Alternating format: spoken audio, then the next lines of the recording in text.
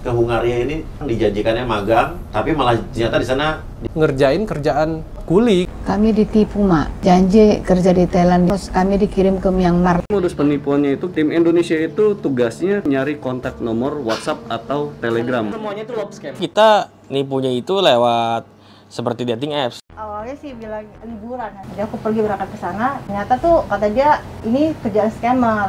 Eksploitasi itu betul-betul ada di sana. Sebenarnya mereka ini bukan disekap, bukan ditahan, bukan disiksa doang, tapi mereka ini diperdagangkan. Disiksa, ya dipukul, cuma makan nasi putih, diikat, sangat tidak manusiawi. Dia diturunin di luar, di tengah jalan, ditangkap dan dimasukkan ke penjara Myanmar. Dari situ pihak mamaku sama aku udah lost contact sama sekali. Kalau pelaku keseluruhan gak dua, ada yang lain. Khususnya sindikat Malaysia nih. Ini PBB ataupun polisi internasional harus bergerak ini. Udah tahu ada tindak pidana di sana, masih kirim juga. Sampai sekarang belum ditangkap, padahal sudah di DPO tahun 2014. Nah, ini siapa yang lindungin kan?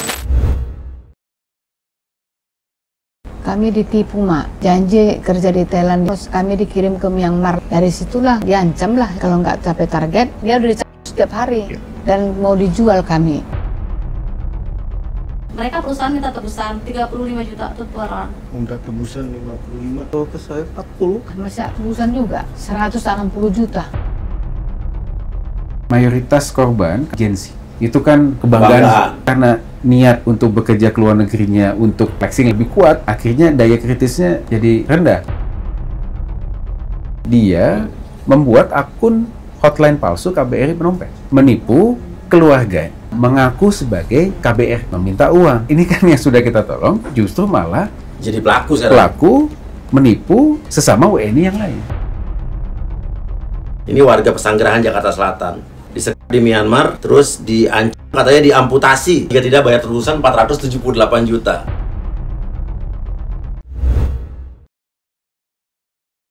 Ke Hungaria ini dijanjikannya magang, tapi malah ternyata di sana Ngerjain kerjaan kuli gitu, narik kabel, flagman, ya ngibarin bendera. Ya kontrak yang di Indonesia itu ya statusnya magang, yang di Hungaria ya full kerja. Jadi kalian tanda tangan tuh? Iya, kalau enggak ya kami mau luntang-lantung. Kalian cerita dong bahwa ini TPPO. Iya. Solusi di KBRI ini apa nih? Nggak ada. Saya pulang pakai duit pribadi. Kami sampai ngutang-ngutang.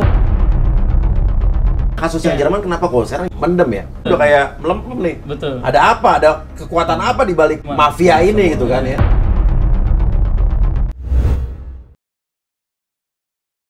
Sebenarnya mereka ini bukan ditahan, bukan disiksa doang, tapi mereka ini diperdagangkan, ini terselubung. Nah ini banyak korbannya, Mas, karena kaki-kaki tangan mereka di Indonesia banyak untuk menyelundupkan ataupun memperdagangkan orang.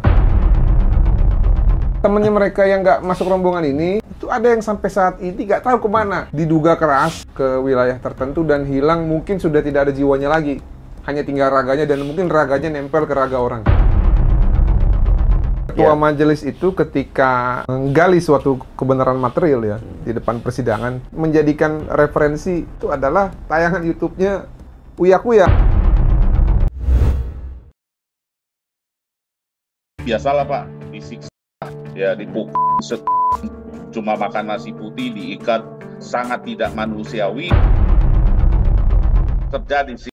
Terus mereka akan kasih pulang, lu bayarlah 5M, lu bayarlah 6M gitu kan. Akhirnya membuat mereka kabur dengan tanpa alas kaki, Pak.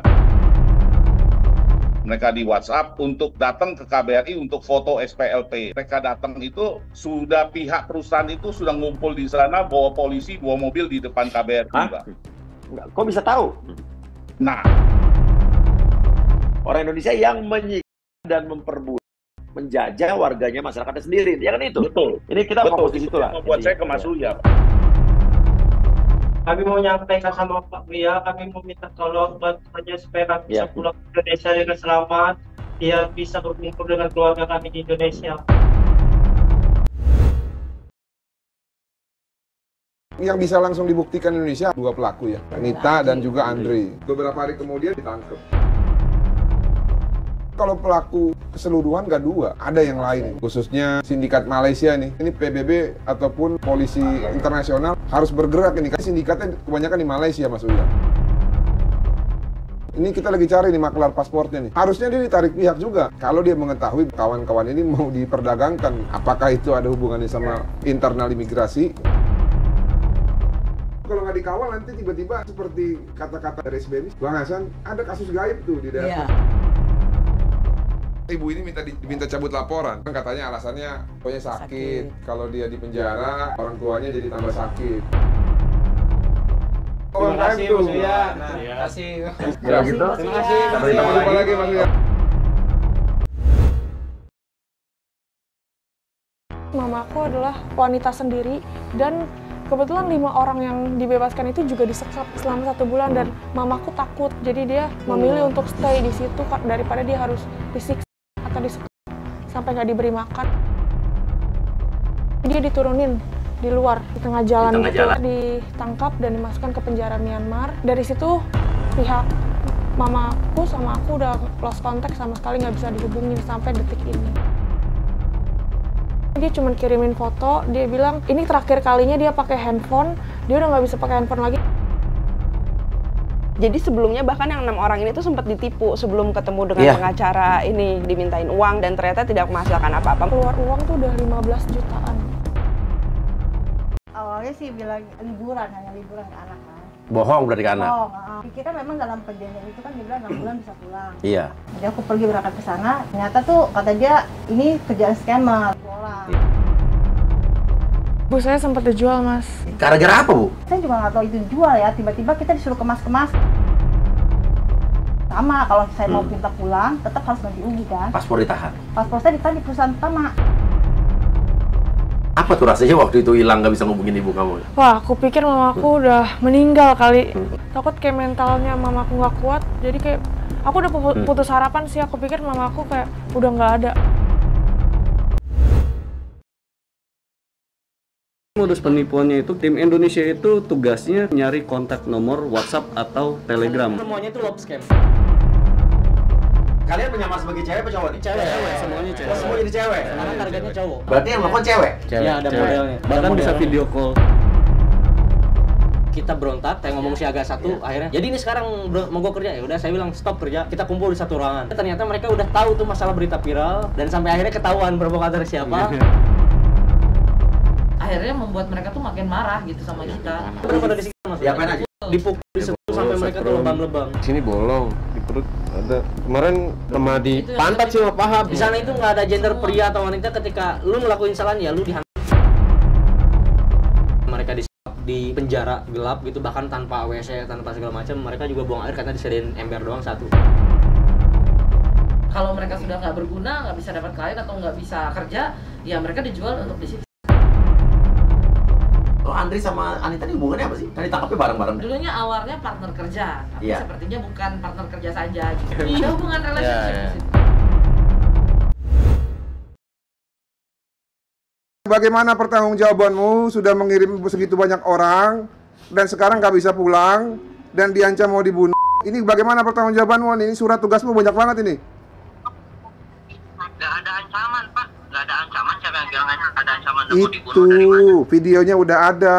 20 orang minta dipulangin tapi nggak boleh pulang. Katanya harus ditebus. Saya nggak tahu, Pak, itu video dari mana. Kemarin aja hari pas lebaran saya teleponan sama saudara saya aja, ada yang ke sana, Pak, nih ya, Pak ya. Saudara saya sendiri. Saudara saya nggak akan ke sana. Ada yang berangkat ke sana, Pak. Oh, kamu masih mengirim orang juga. Udah tahu ada tindak pidana di sana, masih kirim juga. By WhatsApp itu gimana kabarnya, baik-baik aja, kabarnya baik-baik aja, kabarnya baik-baik aja gitu loh. Yang baik-baik aja hanya saudaramu, yang lain tidak baik-baik saja. Tidak dikasih makan, dipukul, diancam mau dibunuh. Bahkan dibilang katanya Presiden Joko Widodo pun datang, tidak bisa menyelamatkan mereka katanya itu. Pekerjaannya itu scam. Kita nipunya itu lewat seperti dating apps. Kalian sebagai laki-laki apa perempuan? Perempuan. Model juga. Buat nipu tuh ruangannya macam-macam tuh. Ada, semuanya ada effortnya semua. Semuanya ada. Lengkap. Mereka ini kan mafia. Iya. Di sana juga penjaganya bersenjata. Kita ditaruh di dalam penjara. Saya minta resign nggak dikasih dan saya diancam oleh dia dan akan dibunuh. Perusahaan kalian kerja, baru digerebek polisi, ada 1.000 yang diselamatkan, termasuk ada 143 orang Indonesia. Itu bukan semua korban kan? Bukan. Berarti ada juga pelaku-pelaku. Ada orang-orang lama. Leadernya orang mana? Rata-rata sih orang Indonesia. Gimana kira lari kabur keluar tuh? Wah, kayak di film-film sih. Dengan berbagai macam upaya kita berhentiin mobil kayak help. Sempat kayak ditarik balik, ditodongin pisau perut dikit kan. Nah ini yang menarik nih, kasus 2014 ini sebenarnya melibatkan salah satu 5 poin besar. Yang sampai sekarang masih sampai berkeliaran sekarang itu malu-malu ditangkap, padahal sudah di DPO tahun 2014. Nah, ini sampai siapa sekarang yang lindungin kan ya? Jadi ini persoalan mengerikan, ini kejahatan luar biasa, tapi ditangani dengan biasa-biasa saja. Yang kelihatan sekarang ini kan tidak seperti yang sebenarnya terjadi. Sebenarnya masih banyak orang yang dieksploitasi, masih banyak sebenarnya orang yang tadi diperbudak, yang disiksa dan segalanya, tapi takut untuk melapor. Oknum yang terlibat langsung dengan pengiriman sudah pasti itu imigrasi, lalu juga oknum polisi. Kalau kita hitung putarannya itu bisa ratusan juta. Bisa jadi triliunan. Bisa jadi. Dan ketika kita berani menyuarakan seperti ini, ya resikonya kita dibenci, resiko kita dicari kesalahan, resiko kita juga dibunuh karakter dan sebagainya. Eksploitasi itu betul-betul ada di sana. Yang katanya kerjanya hanya 12 jam, ternyata pada kenyataannya 17 sampai 19 jam. Gitu lari 30 keliling lapangan, push up 500 kali, squat jam 500 kali.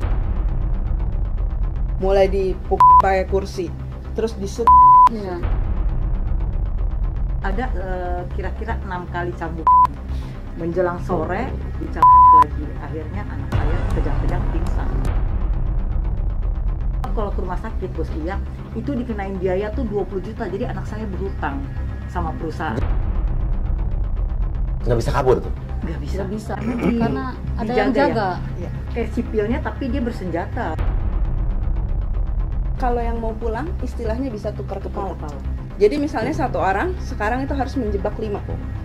Baru bisa pulang? Iya, baru bisa pulang.